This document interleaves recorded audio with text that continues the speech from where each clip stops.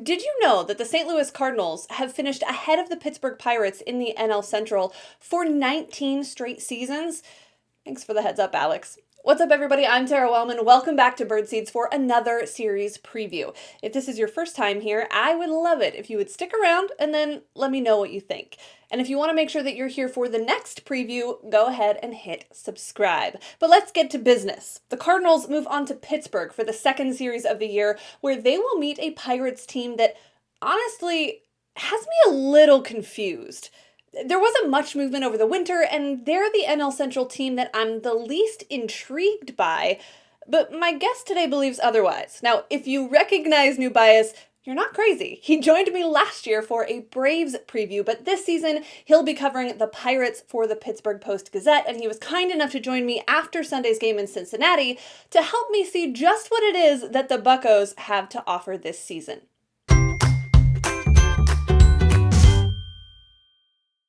Nubyjas, thanks so much for joining me. A little bit of a change of scenery for you this year. How's life in the Pirates corner of the world? You know, it's very different. Pittsburgh is different. I moved up on January the 1st, and then I was in Bradenton, I think February the 10th through the last week of spring training.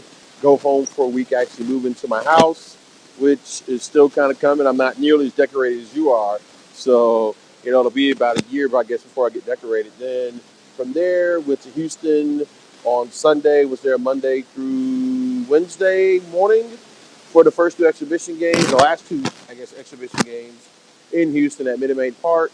So I go from being in Florida in 80-degree weather to being in the 40s in Pittsburgh for a week, then being in the 80s in Houston, which is a different type of 80 degree than Florida, Very. and then back up north to Cincinnati, where I am now, just finishing up the Pirates game and talking to you, getting ready for the Cardinals series to start the season.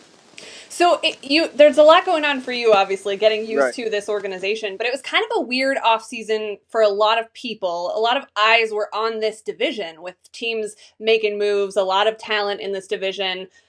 A lot of people are maybe overlooking the Pirates. I feel like for me, I'm not as captivated by what they've done, but you kind of like this team. So tell me Well, what it is about what they've done that maybe people aren't seeing.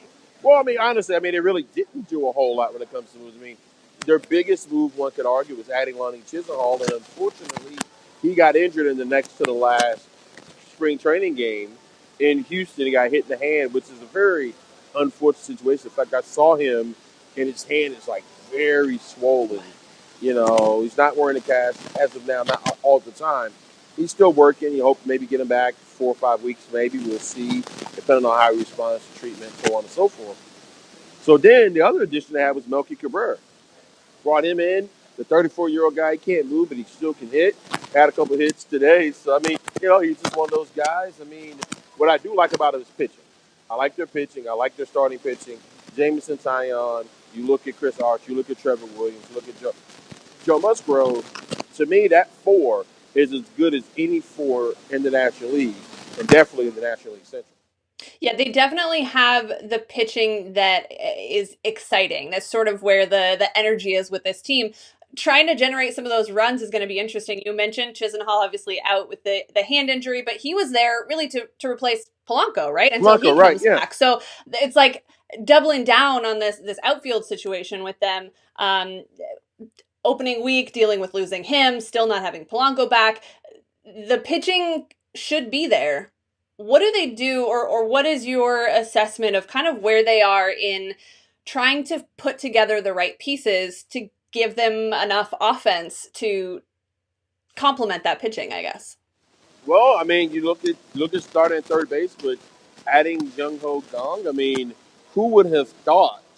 The guy hadn't played in 3 years, and you know what? In the first two games, he's had a double. He's walked. He's taken his walks. I mean, he looks good defensively and offensively.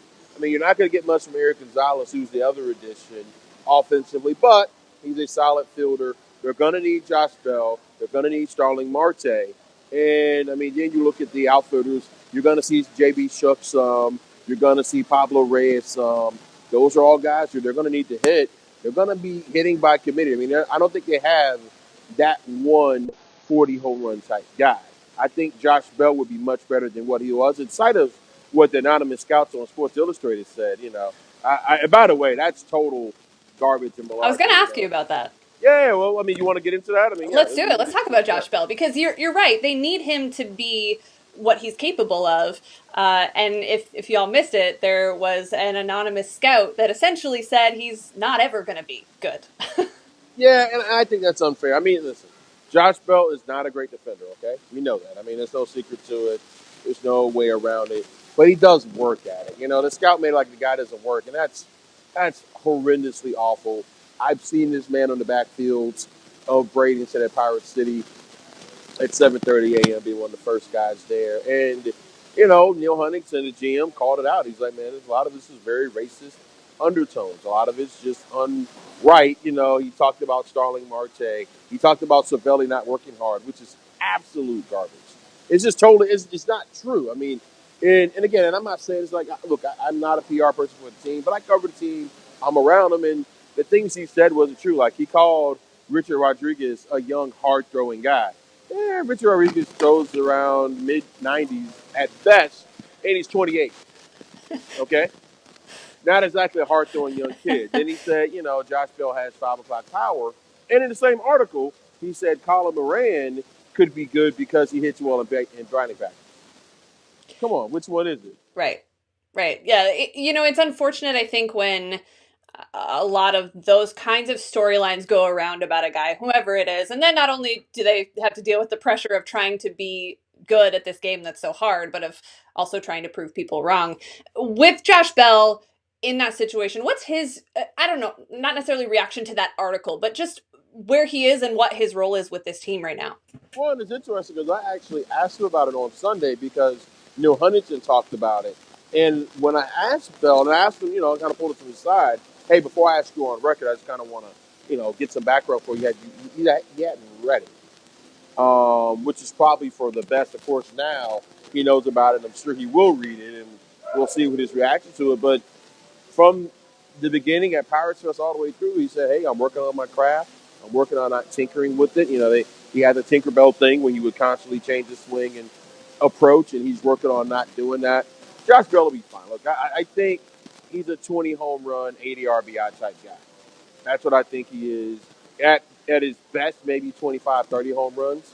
Like I said, I think he'll be okay.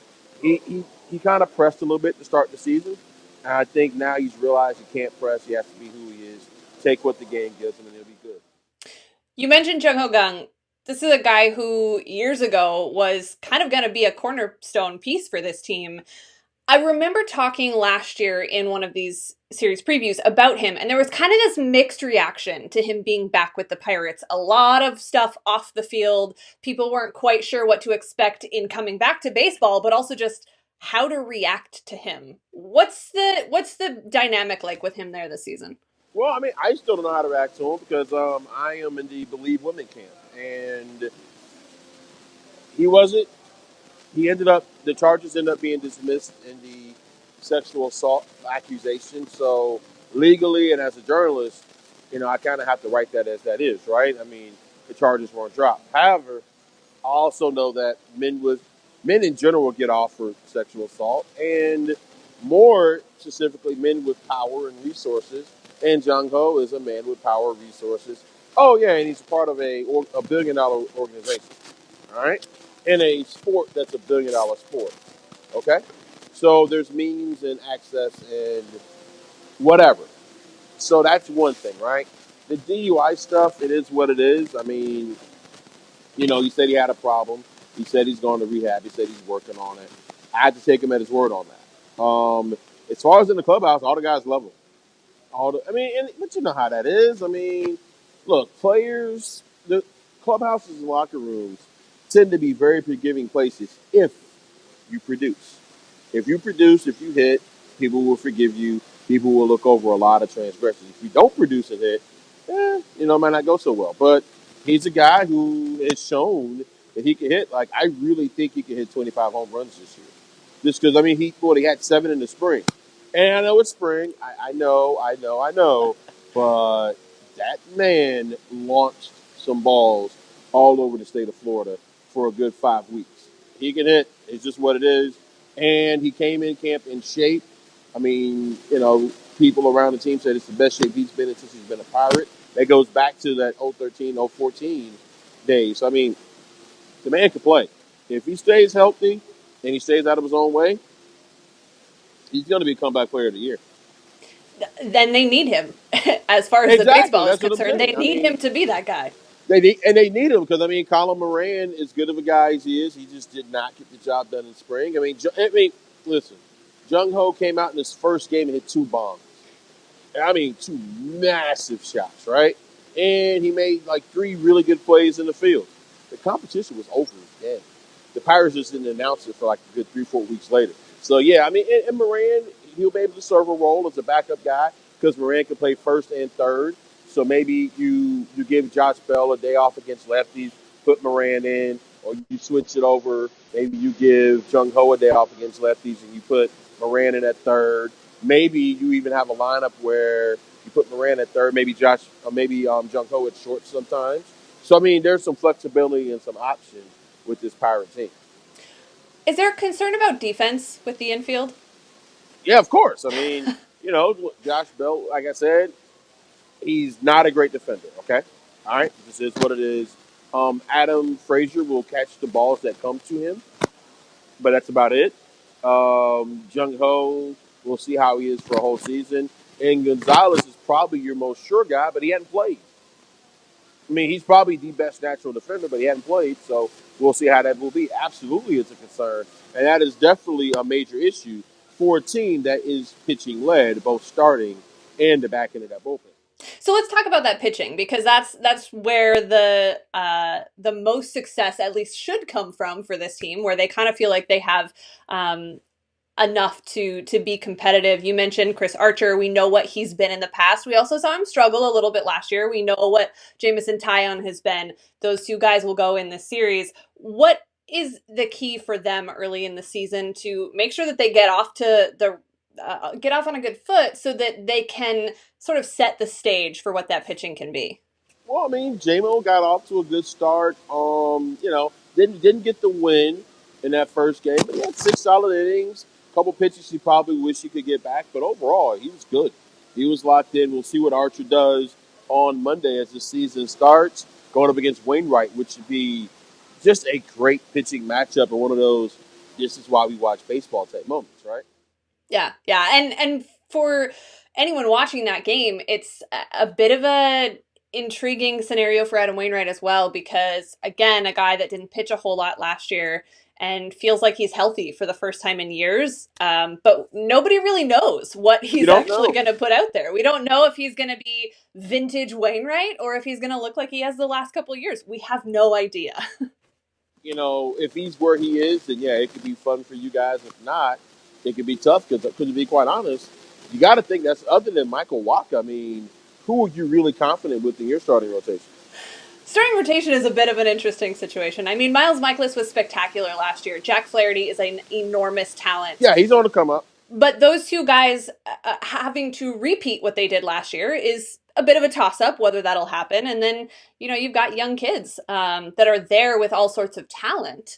You're just not really They sure. got to do it. Yeah, you gotta prove it. So Yeah. Adam Wainwright needs to be Adam Wainwright, I think, for this team, and it's we'll see what happens as far as that goes. You mentioned Jamison Taillon. What is it that makes him the guy that the Pirates believe in to be sort of the ace for this really young but really talented rotation? It's just him. It's just his demeanor, his persona. I mean, he's a businessman, which is why he's the team's player rep. He's a union rep. I mean, he's a professional guy. I mean, I don't know a better way to say it. I mean, I'm a guy who grew up in Atlanta, and he kind of I mean, I'm not trying to put him on the level of Greg Maddux and those guys. I'm not trying to say he's at their level. I mean, come on, I'm not trying to do that. But what I am saying is that professionalism, that way he carries himself, the way he just moves around the clubhouse, he's the man. He just is. I mean, it's unquestioned. And he's got good stuff. And he knows how to pitch. He knows how to work through situations. He knows how to deal when things aren't so good, and yeah, he's the man. He's the guy. We won't see them in this just short series between these two teams, but you Yeah, mentioned 2 games, Musgrove. right? Yeah, what Yeah, is that about? yeah. It's Uh, kind of weird with an off with day. an off day in the middle. I Right, right. I don't understand the schedule, but that's a whole nother complaint. Yeah, yeah, Um, yeah. you mentioned Joe Musgrove, guy who had some injury issues last year. Trevor Williams, another young guy. Jordan Lyle will be coming back for, I think, sometime next week. Those three guys, what do they bring to this rotation? Because they are young and a bit unproven, but super talented. Well, on Sunday, I mean, Trevor Williams, my God, 6 strong innings, 6 punches, couple of hits, no runs, looked great. And then Musgrove pitched after him because basically the way it works with Joe Musgrove missing the start, he would have started on Sunday, but because there was a rain out Right. on the day before, everybody got pushed back. Musgrove said, "Hey man, look, let me come out of the bullpen, and then I'll take the other start when Lyles will start. You won't see Lyles." But you will actually. I'll take it back. No, you will see Lyles because it's going to be Archer then Lyles on this week. Yeah, but either way, what will end up happening is Musgrove will pitch later in the week, and he pitched 2 strong innings out of the bullpen, 6 up, 6 down. So yeah, he was solid. Again, a lot of it goes back to what the Pirates have done with the main guys, letting them do sim games and not be in spring training games so early so they can really work on stuff. And guys have worked on it. Lyles, he won a tough competition against Nick Kingham and Stephen Brault, and I like Lyles. He's solid. I mean, he's a fifth starter. What does it do for the bullpen? Because obviously they're not always going to have these guys who Right. will be in the rotation pitching out of that bullpen. How does this bullpen set up for the Pirates this year? Well, I mean, you look at Felipe Vasquez is going to be your closer. Keone Kela will be your eighth inning guy. Rich Rodriguez be seventh inning guy most likely. Kyle Crick is your. If you need him in the sixth, you can put him there. You can also go multiples with Kyle Crick. So that's where you're at. You have Nick Kingham, a guy who can go long when you need him there. And right now, Stephen Brault is in the bullpen, and then maybe he'll be a guy who can go long too. So they have some options with that bullpen with different guys. Oh, and I forgot Francisco Liriano, who is back, and he's in the bullpen. And either a lefty matchup guy, maybe a spot starter, maybe a guy who goes long relief. That's just wild to me. I feel like he's been in baseball for 85 years or something. And man, he's just one of those dudes. I mean, look, he's a good lefty pitcher who can get outs. Yeah, yeah. And it's nice to have a guy like that in a bullpen. Bullpens are Yeah, so volatile that you can never have enough guys who've been there and just know how to get outs. right. And there's still guys they have in the minors who can come up if they need to as well. So yeah, I mean, I think like I said, the bullpen and the starting rotation is pretty solid. If the Pirates get a lead going and past the sixth inning, you're gonna have a tough time beating them. They've been that team before where, they've got the bullpen arms to really shorten games. Yeah, exactly. That's one of the reasons why when I said, "Hey, look, I think they could really win 89 or 90 games," it is because of that starting rotation, the bullpen. Defense is a concern. I mean, obviously have to score runs. If they don't score runs, that's going to be a problem. But if they're scoring runs and that bullpen gets a lead, a lot of nights are going to be real short nights. Yeah. Well, that would make a lot of Pirates fans very happy on those Yeah, short maybe not nights so in much Pittsburgh. Cardinals fans, but I mean, Maybe not so but much. well, maybe it's NL Central. I mean, it's a Yeah. very, Yeah. I've been talking to guys. I was talking to some Central scouts today at the ballpark, and it was like, man, look, it's tough. I mean, the Cubs are what they are. They still have all those guys. I'm a little concerned about their starting rotation as well and their bullpen, but they got a lineup. I mean, your guys. I mean, adding Ghostman, what he just had 3 home runs in the other day. Was that Friday? Jeez. Yeah. I mean, I was Crazy. watching. I was watching that Brewers Cardinals series pretty heavy, just kind of looking. I'm like, ooh, both those teams are tough. Yeah. The Brewers lineup is just so deep. I mean, A lot of matches. yeah, and the at times in this series with the Cardinals, you're thinking, okay, just pitch around Yelich, just don't let him hit. But if you don't let Yelich hit, you got like four guys behind him that can do the Right. same thing. So there's no easy outs in that lineup, and their bullpen still has some really good arms with even with the injuries, and Right. this division is going to be a dogfight all the way. Well, that's the thing too, because I mean, I could see the winner of this division maybe not having 90 wins because teams are going to beat each other up. I mean, what was that? 2013, Neil Huntington Yeah. mentioned it, when the Pirates won the division, but they were the only division winner to have 10 losses in the division. Yeah. Yeah, I can Because I see mean, that yeah, happening. no, I'm sorry, not more than 10 losses, but they barely had a better division record because Yeah. they lost to teams because teams were good. And Yeah. the Reds, who we just saw, I mean, Castillo was really good. He's Sonny Gray, solid. now Sonny Gray was terrible on Sunday. I mean, he was awful, but if Castillo was where he's supposed to be, yo, they're going to be dangerous. They can hit. They got Puig. They got Kemp. I mean, they got some guys, man. Votto's still there. I mean, there's no easy outs. I mean, Yeah. you look at a team like the Reds, for years, say if it's the Cardinals or the Brewers, whoever's going to win the division, you look at those 19 games thinking, okay, we're going to get 12, 13 out of these Right. guys.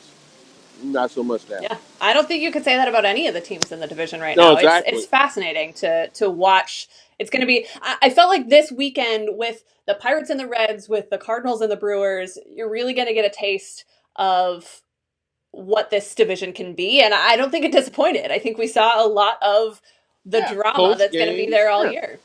Close games, big matchups. I mean, yeah, that's what it is. I mean, but that's what makes baseball fun. The Yeah. Central is not going to be easy. Yeah.